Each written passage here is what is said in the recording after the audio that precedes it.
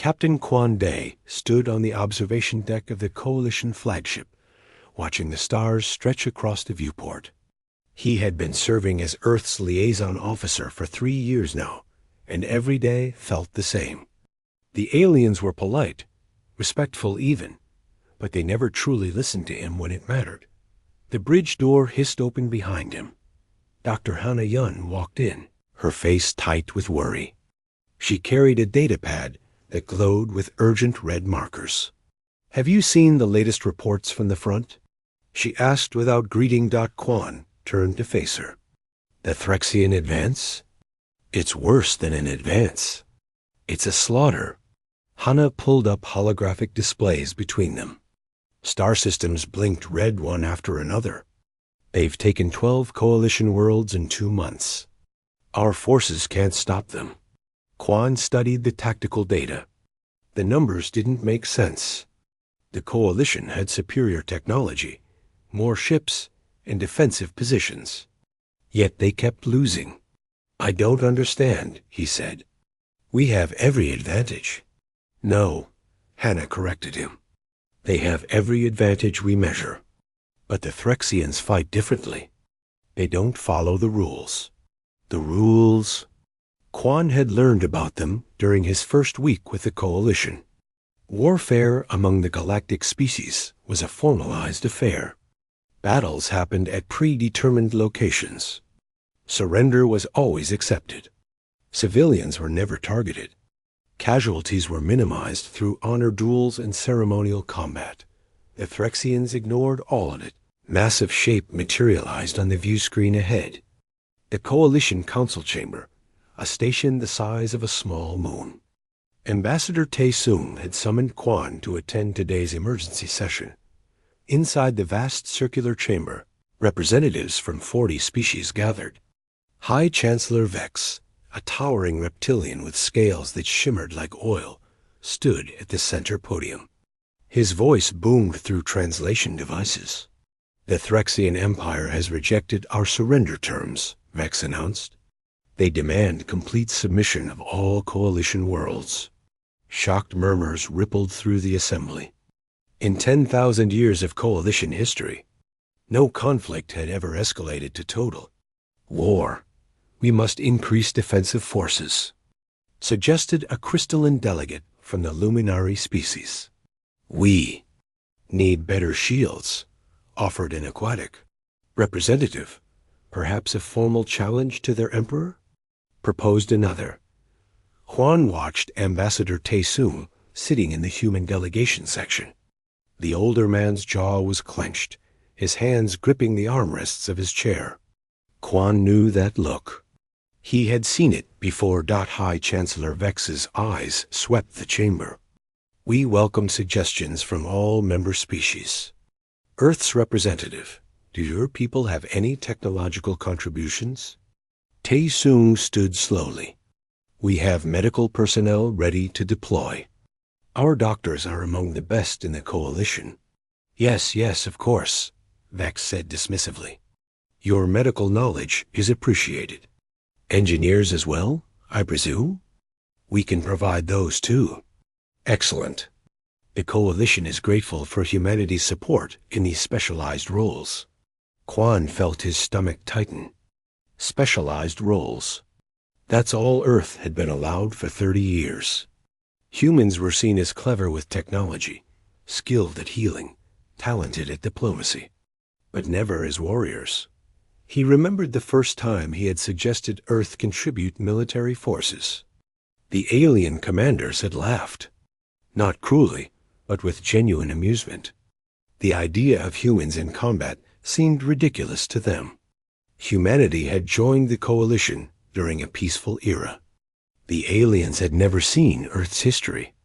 They didn't know about the wars, the conflicts, the blood-soaked centuries before first contact. The council meeting continued for hours. Strategies were proposed and debated, all of them based on Coalition doctrine, honor-bound and restrained. Quan could see the outcome already. The Threxians would crush each defensive position because they fought without restraint while the Coalition fought with one hand tied behind their back as the session ended. Quan caught up with Ambassador Tae-Soong in the corridor outside. "Sir, with respect, we need to tell them the truth." Tae-Soong kept walking. "What truth would that be, Captain?" "That we can help. Really help. Not just with bandages and repairs." The ambassador stopped and turned to face him. His expression was hard. "You think I haven't tried? I've presented Earth's military capabilities 17 times in the past 3 years. They don't want to hear it. To them, we're the peaceful species. The scientists. The healers. But we're not," Quan insisted. "No," Tae-Soong agreed quietly. "We're not. But maybe that's better. Maybe it's good that the galaxy doesn't know what humans are truly capable of when it comes to war." That night, Quan couldn't sleep. He returned to the observation deck and pulled up historical files on his personal terminal. Battle after battle from Earth's past. Tactics and strategies that the Coalition had never imagined. Weapons designed not to stun or disable, but to kill efficiently. Dr. Hana Yun found him there hours later. "I've been researching," she said, sitting beside him. "Comparing Coalition warfare to human history. Do you know what I discovered?" Quan shook his head. Every species in the Coalition evolved in relatively peaceful environments. Abundant resources. Few natural predators. They developed intelligence without developing ... brutality. She paused, choosing her words carefully. "Humans are different. We evolved as hunters. As survivors. We competed for everything. We learned to be efficient at violence because we had to be. And the Coalition never needed to learn that," Quan finished. "Exactly. So when they encountered the Threxians, a species almost as violent as humans, they had no framework to understand them. No doctrine to counter them. An alert blared across the station. Emergency broadcast." Quan and Hana rushed to the nearest display screen. The image showed a Coalition colony world. Smoke rose from burning cities. Threxian ships filled the sky like locusts. Then the transmission cut to static. Another world had fallen. Across the station, chaos erupted. Aliens ran in every direction, their calm shattered. Quan watched them with a strange sense of detachment. They were terrified because they had never truly experienced war. Not real war. Not the kind that humans knew in their bones. His communicator buzzed. Ambassador Tae-Soong's voice came through, tight with decision. "Captain Quan, I need you to send a coded transmission to Earth. Maximum priority. Authorization Tae-Soong 77 Alpha." Quan's breath caught. 77 Alpha was the code for Earth's defense protocol. It meant the ambassador was bypassing the Coalition chain of command entirely. "Sir, are you certain?" There was a long pause. When Tae-Soong spoke again, his voice was steady. "Send the message, Captain. Tell them we need the Marines." Quan's hands moved across the controls, encoding the transmission. Within seconds, it shot across space toward Earth. Toward humanity's military installations. Toward the one force that might actually understand how to fight the THREXIANS. As the confirmation signal blinked green, Quan wondered what he had just set in motion. The galaxy thought humanity was afraid of war. They were about to learn the truth. Humans weren't afraid of war. They were afraid of what they became during war. And now, the galaxy was about to see it firsthand. The message reached Earth exactly 43 hours after Captain Quan sent it. At Camp Pendleton, Colonel Hyan Jae was reviewing training exercises when his aide burst into the office without knocking. "Sir, Priority Alpha from Coalition Command." Hyan read the decoded message 3 times to make sure he understood it correctly. The Coalition needed help. Real help. The kind only Marines could provide. He activated the base-wide communication system. All personnel. Full assembly in 20 minutes. Combat deployment briefing. Within the hour, word had spread to every Marine installation across Earth and the colony worlds. Gunnery Sergeant Mira Shin was running a training course on Titan when she got the call. Lieutenant Sora Kim was on leave visiting family in Seoul. Corporal Wu Han was supervising construction of new barracks. Every one of them responded the same way. They volunteered by the end of the first day. Over 10,000 Marines had put their names forward. Colonel Hyan selected 5,000. Not the youngest or the most eager, but the ones with experience. Those who had seen combat during the Titan Rebellion. Those who understood that war wasn't glorious. It was necessary. The coalition military. Command was waiting when the transport ships arrived. At the staging area near Proxima Thales, Dr. Hana Yun stood beside Captain Quan on the docking platform as the 1st Marines DISEMBARKED.N. Insectoid Coalition General, his mandibles clicking nervously, watched the humans file out in perfect formation. They wore armor that looked bulky and primitive compared to Coalition energy shields. They carried weapons that seemed ancient mechanical things that used chemical propellants instead of plasma. "These are your warriors?" The general asked Quan. "These are our Marines," Quan replied. The general's antennae twitched. "They look fragile, and their equipment is outdated." Gunnery Sergeant Mira Shin walked past at that moment. She was 42 years old, had survived 3 tours during the Titan Rebellion, and carried scars that told stories she never spoke about. She glanced at the general with eyes that had seen too much death and kept walking. The general took an involuntary step backward. Colonel Hyan Jae approached the coalition commanders and saluted crisply. "3rd Marine Expeditionary Force reporting as requested, sir." A reptilian commander, similar in species to High Chancellor Vex, studied a datapad. "Your psychological evaluations are concerning, Colonel. Your troops show elevated aggression levels. Some have been diagnosed with post-traumatic conditions. Are you certain they're stable?" Hyan's expression didn't change. "They're Marines. They're exactly what you need." "We requested medical personnel and engineers," another commander said. "We didn't authorize a military deployment.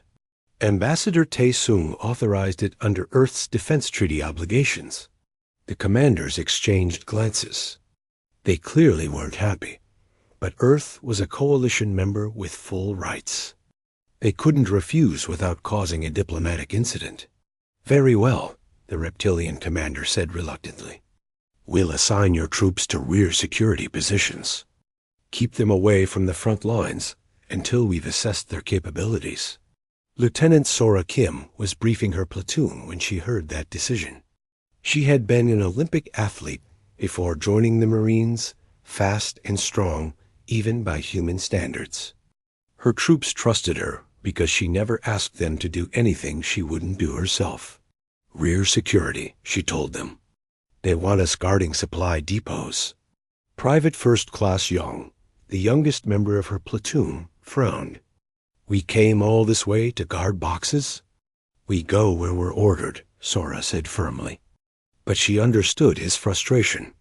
They all did. Dr. Hana Yun tried to explain human military history to the coalition commanders. She showed them records of Earth's wars, the strategies and tactics humans had developed over thousands of years. The commanders were horrified. "Your species practiced total war?" One asked in disbelief. "You targeted civilian populations?" "Not in the last century," Hana said. "But yes, in our past, we did terrible things. We learned from those mistakes." "And these weapons," another commander said, pointing at images of human firearms. "They're designed solely to kill. Not disable, not stun. Kill. Yes, that's barbaric." Hannah took a breath. "Maybe, but the Threxians don't use stun settings either. When they attack, they kill. That's why you're losing." The commanders didn't want to hear it. They dismissed her and returned to their planning, using the same tactics that had failed them repeatedly. Corporal Wu Han and his combat engineers were setting up their equipment when the base alarm sounded. Everyone froze, looking at the darkening sky. It was late evening on Proxima Thales, and the sun was setting behind the mountains. Captain Kwan's voice crackled over the communication system. All personnel to defensive positions. Threxian forces detected. Large-scale assault incoming. The coalition troops scrambled into their predetermined positions. Their doctrine called for a fighting retreat, falling back to secondary positions when overwhelmed, preserving forces for a counterattack later. Colonel Hyun-jae received the same alert in the Marine compound. He looked at his senior staff. "Orders, sir?" Gunny Mira Shin asked. The coalition had explicitly ordered the Marines to stay in the rear areas, to not engage the enemy, to wait for proper assessment and integration into coalition forces. Hyun looked at the tactical display. Threxian assault forces were hitting the western perimeter in overwhelming numbers.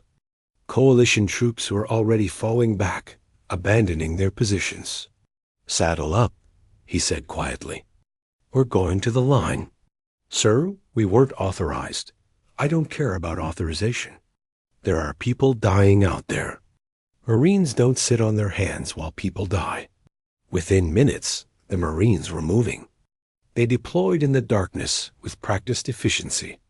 No lights, no unnecessary noise, just 5,000 warriors moving like ghosts toward the sound of gunfire. Lieutenant Sora, Kin's platoon, reached the western perimeter first. She could see coalition forces retreating, their formations breaking apart as Threxian soldiers pushed forward. The Threxians were massive creatures, 8 feet tall with armored carapaces, and multiple limbs that wielded weapons with terrifying speed. "Set up firing positions," Sora ordered. "Interlocking fields of fire. Nobody shoots until I give the order." Her Marines took positions along a ridge overlooking the approach route. They were invisible in the darkness, their training and discipline keeping them perfectly still. The Threxians advanced, expecting the easy victories they had won elsewhere. They crashed through the abandoned coalition defenses like a wave, roaring their triumph.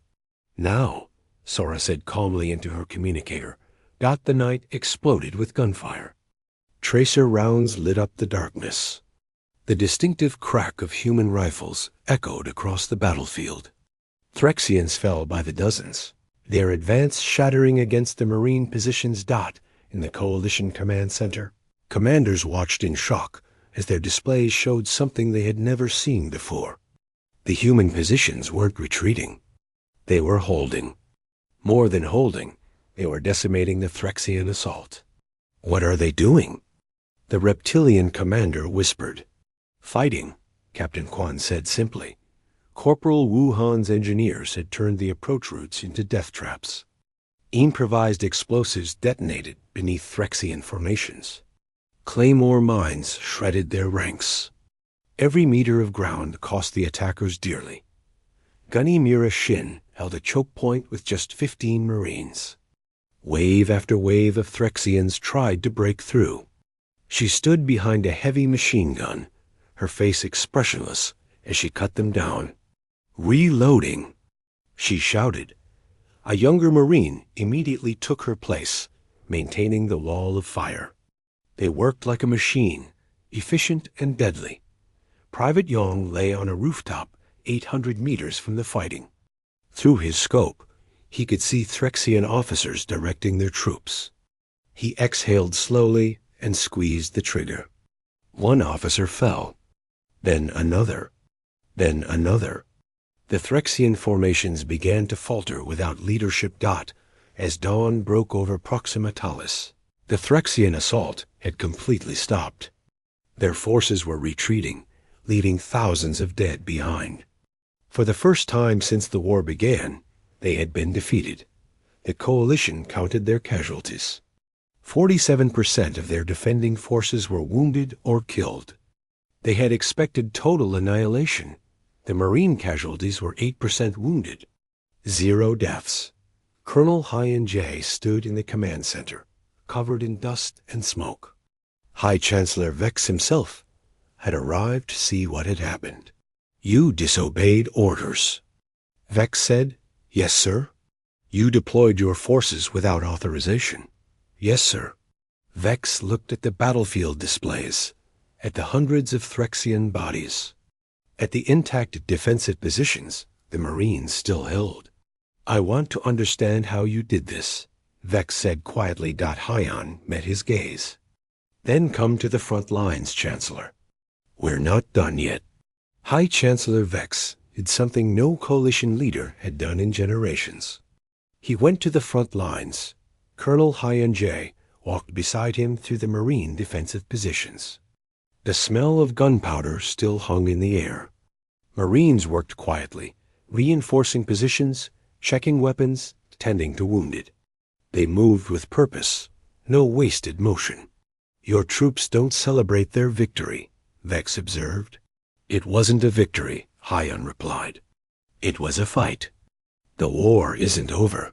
They stopped at a position where Gunny Mira Shin was instructing younger Marines on proper fields of fire. She saluted when she saw the colonel, completely ignoring the towering alien leader beside him. "Gunny, the Chancellor wants to understand our tactics." Myra looked at Vex with those hard eyes that had unnerved the insectoid general. "Which part, sir? How we kill efficiently, or why we don't run away?" Vex's scales rippled with what might have been discomfort. "Both. We kill efficiently because dead enemies can't kill us. We don't run because Marines don't leave their brothers behind." She pointed to the defensive positions. "See those angles? Interlocking fire. If they come from any direction, they're in someone's sights. We cover each other." "But the casualties," Vex said. "You accept losing your own troops?" "We don't accept it. We minimize it. But yes, sometimes good people die. That's war." Dr. Hana Yun arrived with Captain Kwan, carrying her research data. She had spent the night analyzing the battle, comparing it to coalition engagements. "Chancellor, I need to show you something," she said, pulling up holographic displays. "This is a typical coalition defensive battle. You set positions, engage at range with energy weapons on stun settings, and when overwhelmed, retreat to secondary positions. Casualties average 40 to 50% because you're trying to preserve honor and minimize deaths." She switched displays. This is the Marine engagement. They set interlocking fields of fire, used lethal force from the start, held their positions, and inflicted maximum casualties on the enemy. Their losses were minimal because they fought to win, not to meet honor standards. Vex studied the data. "You're saying we've been fighting incorrectly?" "You've been fighting the way your culture taught you," Hana said carefully. "But the Threxians don't follow your cultural rules. Humans learned thousands of years ago that survival sometimes requires brutal efficiency." A proximity alarm sounded. Staff Sergeant Nari Bay, the weapons specialist, checked her sensors. "Threxian probes 3 kilometers out," she reported. "They're testing our response." Hyan looked at Vex. "Want to see how we respond?" Nari's team moved with practiced precision.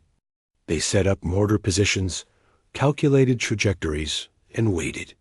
When the Threxian probes got close enough, she gave a simple command: "Fire." Mortar launched with hollow thumps. Seconds later, explosions bloomed in the distance. The Threxian probes scattered. "You attacked them before they reached your positions?" Vex asked, surprised. "Why would we wait?" Nari replied, "Give them time to set up? Time to call for support?" "No, sir. We hit them first, hit them hard, and keep hitting them until they stop moving." Lieutenant Sora Kim was training a group of coalition soldiers who had volunteered to learn human tactics. The alien struggled with concepts that seemed simple to her. When your position is being overrun, "You don't retreat," she explained for the third time.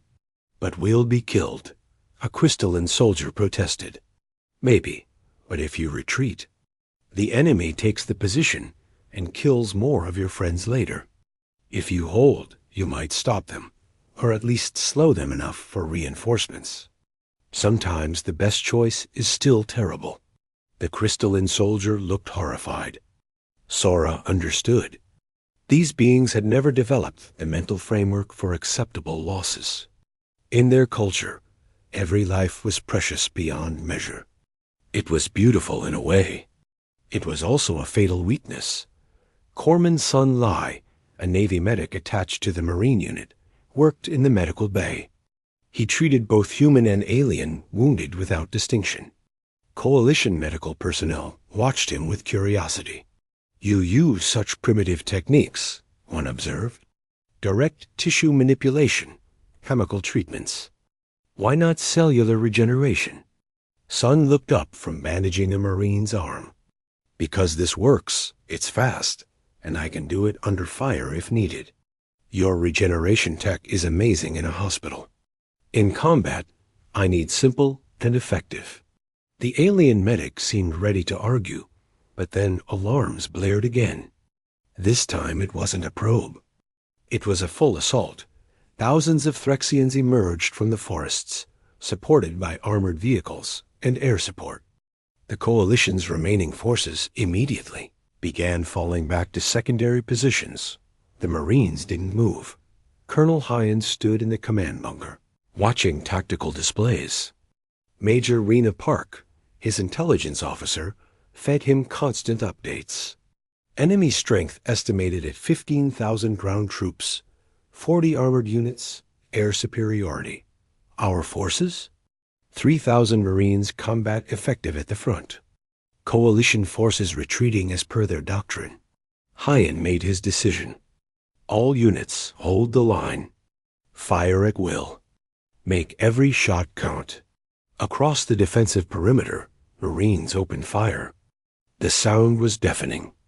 Not the clean hum of energy weapons, but the brutal roar of gunfire, explosions, and heavy weapons.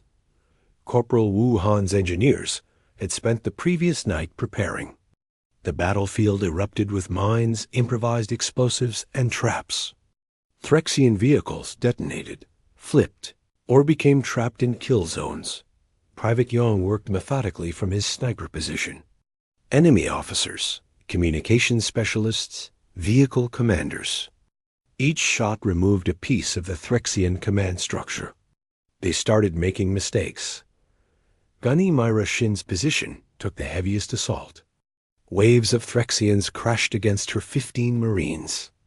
The defensive position should have been overrun in minutes. It held for 3 hours. Ammunition critical. One Marine shouted, "Then make every shot a kill." Myra shouted back. She fired her sidearm until it ran dry, then picked up a rifle from a wounded Marine and kept fighting. Lieutenant Sora Kim led a counterattack that nobody expected. While the Threxians focused on the defensive positions, she took 2 squads around their flank. They hit the enemy from behind, creating chaos and confusion. "Move fast, hit hard, get out," she ordered. Her Marines were Olympic-level athletes, modified with standard military enhancements. They could outrun most aliens when needed. The counterattack worked. The Threxian assault lost coordination. Their commanders couldn't understand why defenders were suddenly behind them in orbit above the planet. Coalition ships watched the battle. High Chancellor Vex had returned to his flagship, but he monitored everything. "This is barbaric," an officer said, watching the carnage. "No," Vex replied quietly. "This is war. Real war. We've been playing at it for so long, we forgot what it actually looks like." Dr. Hanayun stood beside him. Humanity didn't bring war to the galaxy. War was already here with the Threxians. Humans just brought the expertise to fight it. The battle lasted 18 hours. When it finally ended, the Threxian forces were in full retreat. Not the organized withdrawal coalition forces practiced, but a panicked rout. They left behind equipment, wounded, and any pretense of discipline. Coalition casualties from their defensive positions. 63% wounded or killed. Marine casualties. 18% wounded. 3 killed. The 3 dead Marines were laid in a medical bay, covered with flags. Colonel Hyan stood beside them with his senior staff. No one spoke. There was nothing to say. 3 good people had died doing their duty. Gunny Mira Shin had been there when each one fell. She stood at rigid attention, her face expressionless. But Captain Kwan could see her hands shaking slightly. High Chancellor Vex arrived later. Wanting to speak with Hyan, he found the colonel still standing beside the dead. "I'm sorry for your losses," Vex said. "Thank you, sir. You lost fewer than we've lost in any engagement. That doesn't make them less dead." Hyan's voice was flat. Every number on a casualty report was someone's friend, someone's family. "We just tried to keep the numbers small." Vex was silent for a long moment. "The Council wants to meet with you. They've seen what your Marines can do. They want you to train coalition forces. We can do that. They also want to discuss ... concerns. Some members are afraid of humanity now. They say you're too good at killing." Hyan turned to face him directly. "We are good at it. We spent 10,000 years getting good at it. But we don't enjoy it. We just do what's necessary." "The Threxian fleet is regrouping," Vex said, changing the subject. "Intelligence suggests their emperor himself is coming. They want to crush this world, as an example. Then we'll be ready? Against their entire fleet? Colonel, even your Marines can't..." "Can't what?" Hyan interrupted. "Can't board an enemy command ship? Can't take the fight to them instead of waiting here? Chancellor, Marines don't do defense very well.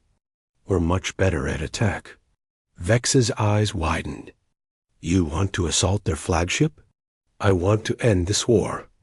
The fastest way to do that is cut off the head." Hyan looked back at his 3 dead Marines. "They died defending. I'd rather some of us risk dying attacking. At least that way we choose the battlefield." Staff Sergeant Nari Bey overheard the conversation. "Sir, if you're planning what I think you're planning, I want in." "Me too," said Lieutenant Sora Kim. "And my team," added Corporal Wu Han. Within an hour, 200 Marines had volunteered for what coalition commanders were calling a suicide mission. Hyan looked at the list of names and felt something tighten in his chest. These warriors trusted him enough to follow him into almost certain death. He wouldn't let them down. Captain Yoon Choi moved through the darkness like a ghost. His force recon team had been behind enemy lines for 3 days, and the Threxians still didn't know they were there. "Ghost, this is Hawk." Colonel Hyan's voice came through the encrypted channel. "Status report." "Enemy command structure mapped," Yoon replied quietly.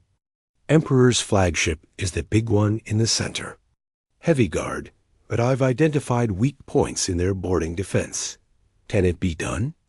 Yoon smiled in the darkness. He had done impossible missions before. This was just another Tuesday. "It can be done, sir. But it'll be messy." Back at the Marine forward base, Hyan assembled his team leaders. The holographic display showed the Threxian fleet in orbit. 40 warships, with the Emperor's flagship at the center, like a bloated spider. Captain Choi's reconnaissance shows the flagship has minimal internal security, Hyan explained. They don't expect boarding actions, because coalition forces don't do them. Their defenses are all external. Lieutenant Sora Kim studied the ship's layout. "How do we get aboard?" "Fast insertion craft. We hit them from multiple angles at once, overwhelm their ability to respond. They'll see us coming," Gunny Mira Shin pointed out. "They'll see coalition ships coming," Major Rena Park corrected. "We've got 3 coalition captains willing to help. They'll approach under diplomatic flags, carrying peace delegations.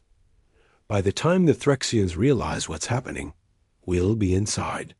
Staff Sergeant Nari Bey grinned. I love it when we get creative. The plan was insane by coalition standards. It violated every rule of civilized warfare. You didn't sneak aboard enemy ships under false flags. You didn't target command structures directly. You definitely didn't try to capture an emperor. But humans had been doing these things for thousands of years. Dr. Hana Yun briefed coalition forces who were learning human tactics. The classroom was packed with aliens from a dozen species, all trying to understand concepts that seemed alien to them. Humans call this combined arms warfare, she explained. Infantry, armor, artillery, and air support working together. Each element supports the others. A reptilian officer raised his hand. But this requires accepting that some units will take casualties to help others succeed. How do you choose who lives and who dies? You don't choose who dies, Hana said. You plan missions to minimize casualties across all units.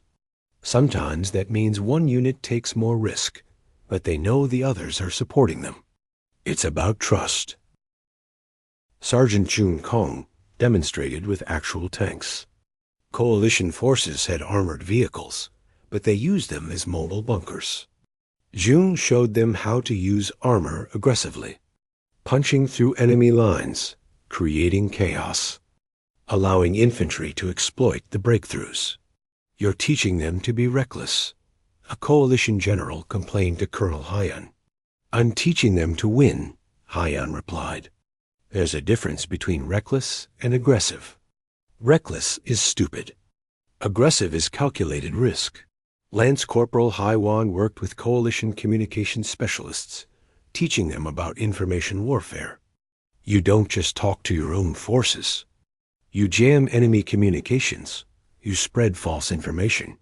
You make them see what you want them to see. The aliens were horrified. That's dishonest. That's war, Haiwan said simply. Honor doesn't stop you from dying. Communication superiority does. Captain Yoon Choi's team continued their reconnaissance missions. They moved through Threxian-held territory, like shadows, gathering intelligence, identifying targets. Once, they came across a Threxian patrol torturing captured coalition soldiers. Second-in-command whispered, "Orders, sir?" "Rescue them. Quiet."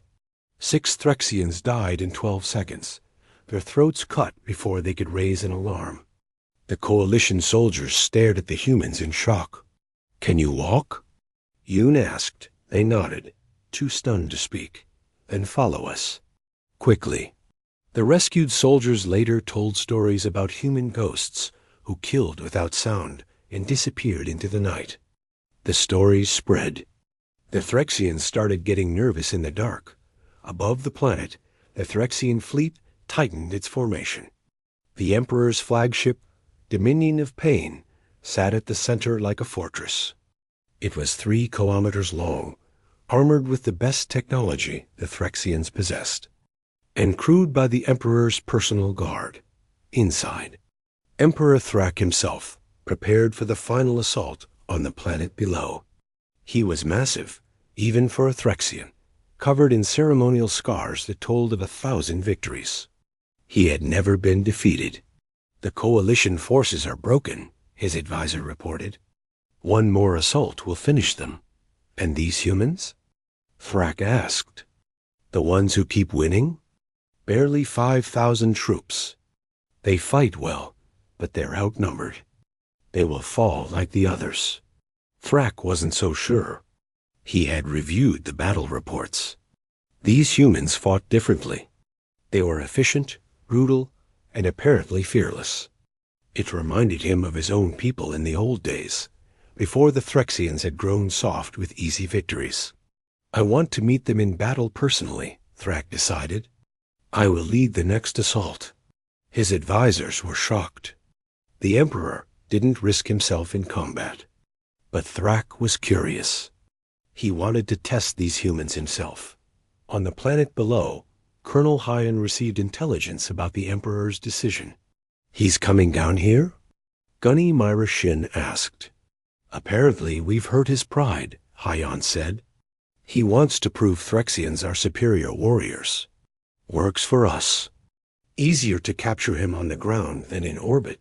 "No." Hyan shook his head. "We stick with the original plan. We go up there." 3 coalition ships approached the Threxian fleet under diplomatic flags. The Threxian commanders were suspicious, but the coalition had followed every proper protocol. The ships requested permission to board the flagship for negotiations.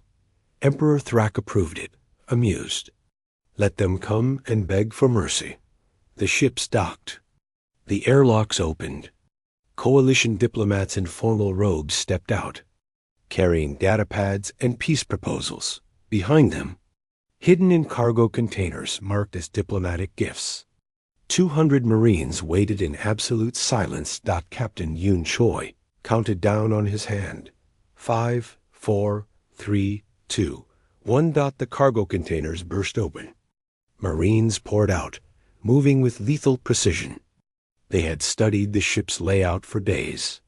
They knew every corridor, every junction, every defensive position. Threxian guards responded, but they were trained to fight other Threxians in formal duels. They weren't ready for small unit tactics, suppressing fire, and grenades in enclosed spaces. "Move, move," Yoon shouted. His team swept through the ship like a scalpel. Lieutenant Sora Kin's group hit the engineering section. Staff Sergeant Nari Bey's team took the weapons control. Gunny Mira Shin led the assault on the bridge. Alarms blared throughout the massive ship. Threxian troops rushed to respond, but they kept running into marine kill zones. Corporal Wu Han's engineers had planted breaching charges at key choke points. Corridors became death traps. Emperor Thrak was on the bridge when he heard the explosions. "What's happening?"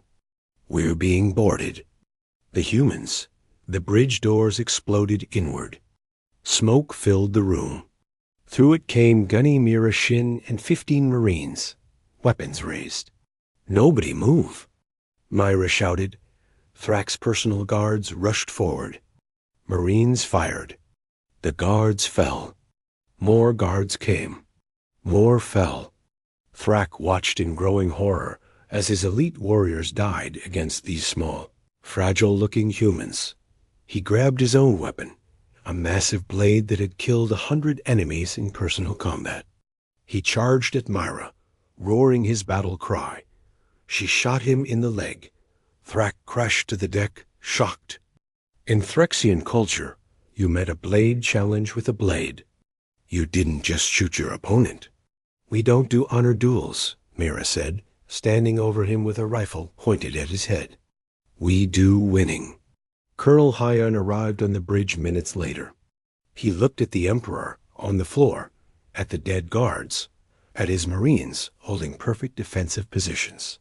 Status: bridge secure, engineering secure, weapons control secure, Mira reported. "The ship is ours, sir." Hyan activated the ship-wide communications. "Attention Threxian fleet. This is Colonel Hyan J. of the Human Marine Corps. Your Emperor is our prisoner. Your flagship is under our control. You have 1 hour to withdraw from this system. If you refuse, I will show your Emperor the same mercy he's shown Coalition civilians." Silence fell across the Threxian fleet. Their Emperor, their supposedly invincible leader, captured by a handful of humans. It was impossible. It was unthinkable. It had happened anyway. In the command center on the planet, High Chancellor Vex watched the Threxian fleet. 1 hour passed. Then, slowly, the ships began to withdraw. The impossible mission had succeeded. 200 Marines had captured a flagship and an Emperor. Human casualties: 12 wounded, none killed. Dr. Hanayun watched the retreating fleet and thought about what this meant. The galaxy had just witnessed something new. Not just human military capability, but human tactical innovation. The ability to look at impossible situations and find solutions that no one else would consider. The Threxians had been defeated not by superior technology or greater numbers, but by better thinking. The Galactic Council Chamber was packed. Every species in the coalition had sent representatives. They gathered not to celebrate victory, but to decide what to do about humanity. Emperor Thrak sat in a detention field at the center of the chamber, still shocked by his capture. He had led the Threxian Empire for 40 years, conquering 12 species. He had never imagined defeat was possible. Colonel Hyon J.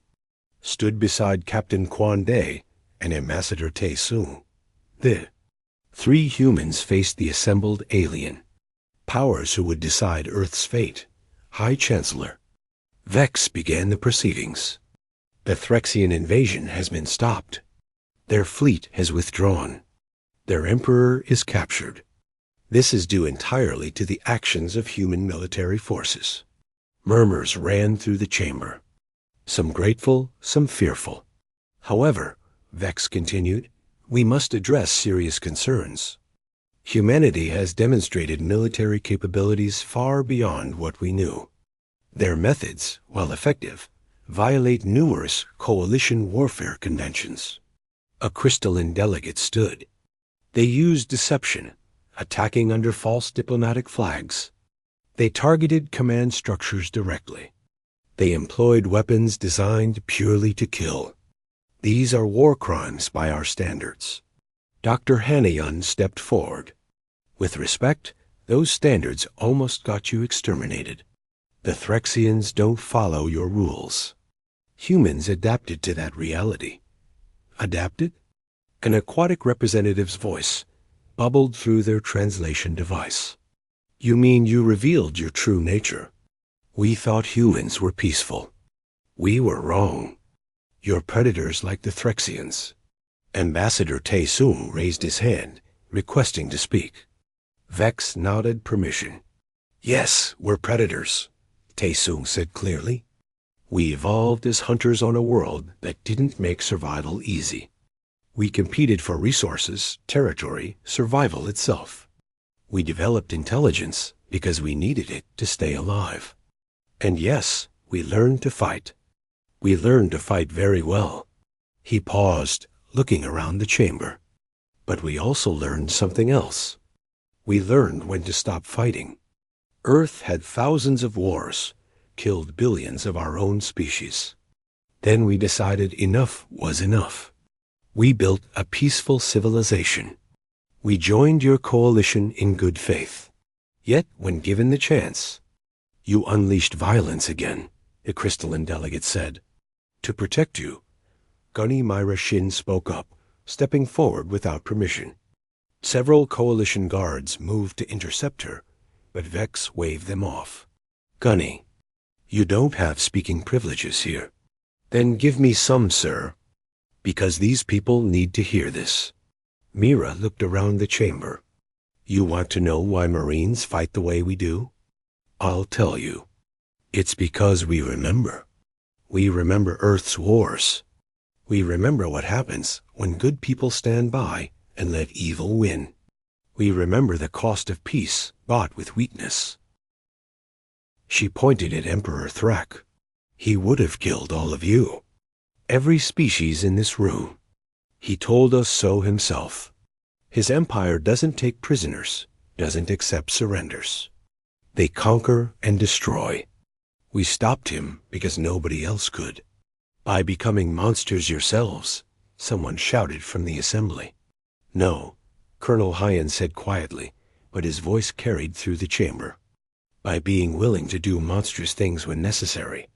There's a difference.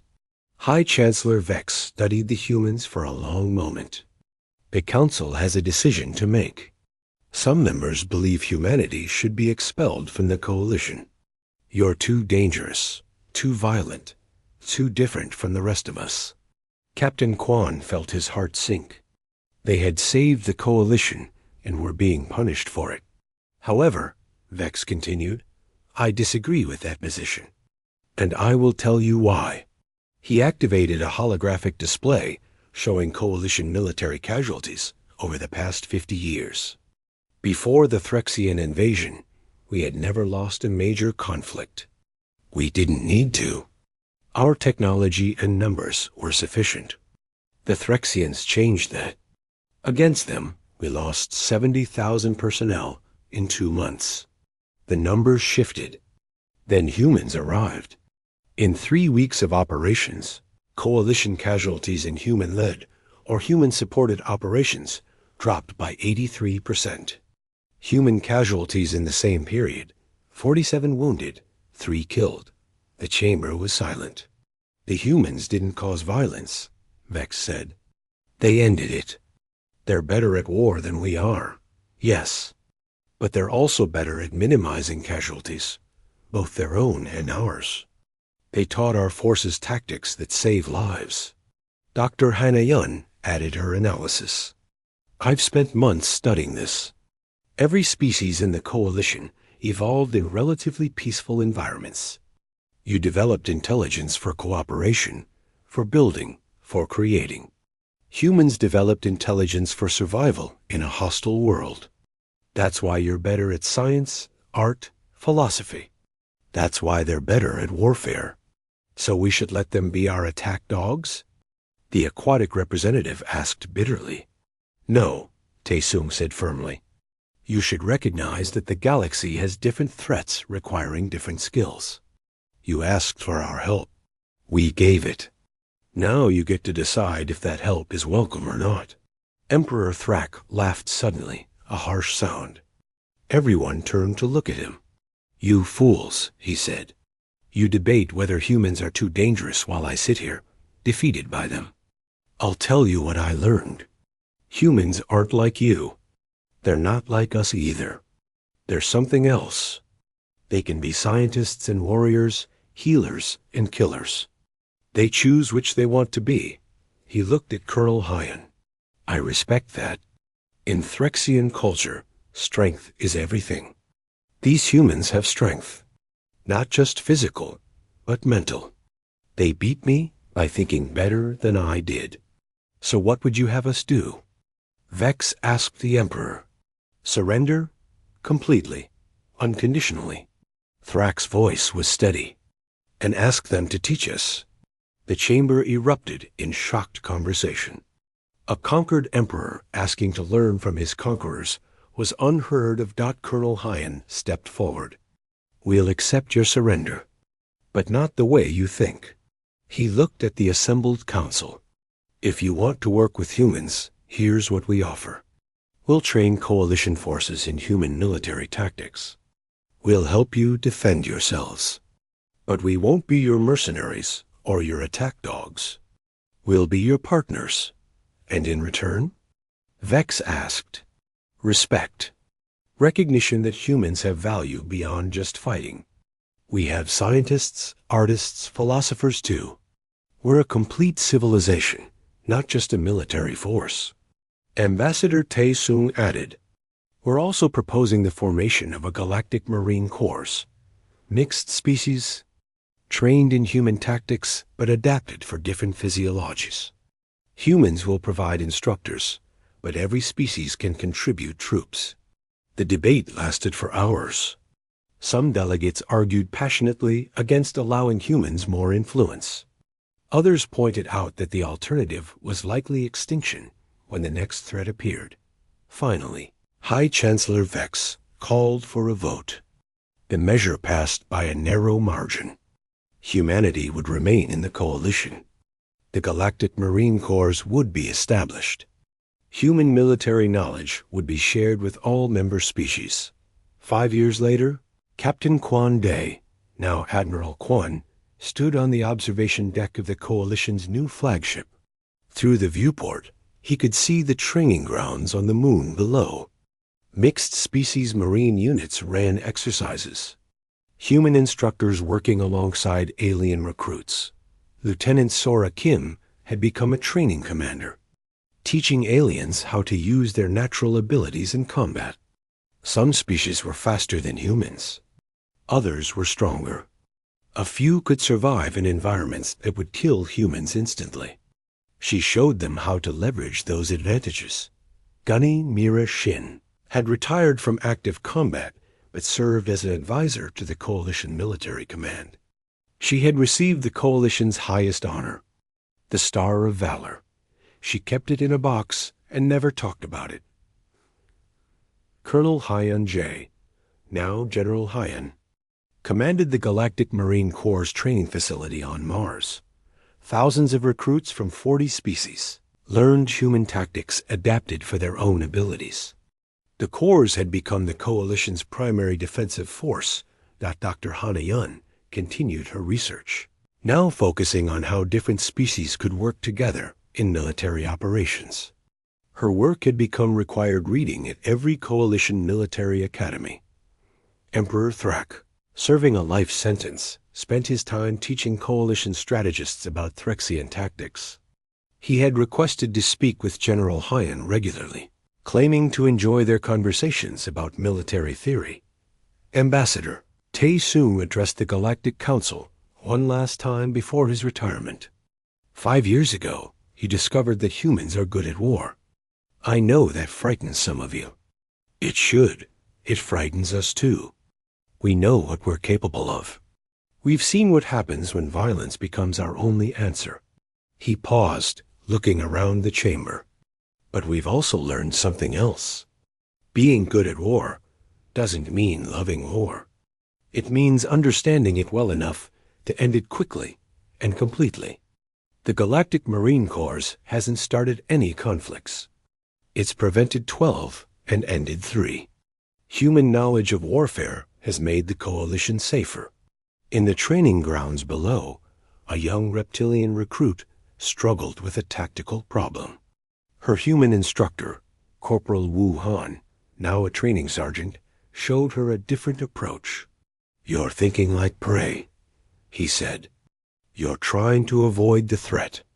Think like a predator. How do you remove the threat entirely?" The recruit's eyes widened with understanding. She repositioned her simulated forces, created a kill zone, and eliminated the simulated enemy with minimal casualties. "Better," Wu said. "You're learning." Across the galaxy, the word spread. The Coalition had found its warriors. Not a single species, but a partnership. Humans brought the expertise in warfare. Other species brought their own unique abilities. Together, they became something greater. When a new threat emerged at the galactic rim. A species called the Devourers, who consumed entire planets. The Coalition's response was immediate and unified. Send the Marines. But this time, the Marines weren't just human. They were a coalition of species who had learned that strength came from combining their different abilities.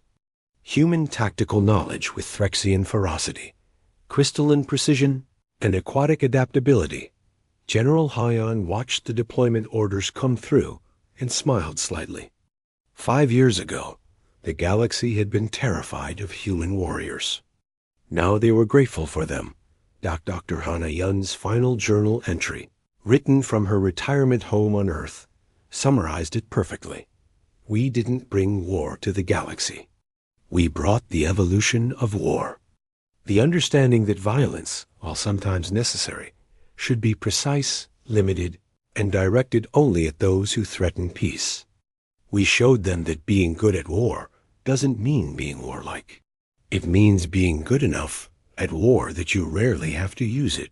The most dangerous human isn't the one who loves war. It's the one who has mastered it and chooses peace. The galaxy learned that lesson. And perhaps that's what they needed to survive. Admiral Kwan stood on his flagship, watching the mixed-species marine units deploy against the Devourer threat. He thought about the 3 Marines who had died 5 years ago, holding the line on Proxima Talis.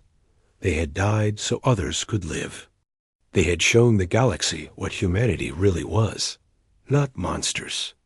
Not pacifists. Just people who understood that sometimes the price of peace was the willingness to fight for it. And if you were going to fight, you might as well be good at it. The flagship's engines hummed to life. The mission began. And somewhere in the void of space, humanity's legacy continued. Not as conquerors or warriors, but as guardians who knew the cost of violence well enough to use it wisely. The galaxy was learning. And humanity, for all its flaws, was a good teacher.